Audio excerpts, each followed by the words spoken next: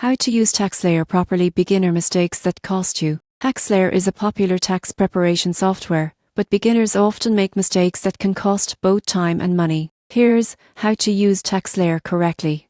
The first mistake is rushing through the setup.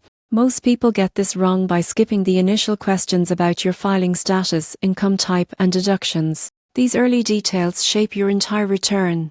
Reviews often highlight how careful input here saves headaches later. Second mistake, ignoring the help resources. You won't believe how many users fail to utilize the in-app guidance, fax, and live chat options. TaxSlayer offers step-by-step prompts and live support that can prevent costly errors. Reviews often point out that beginners who use these tools complete their returns faster and more accurately. Third mistake, missing deductions and credits. The surprising truth is that many filers overlook education credits, retirement contributions, or business expenses.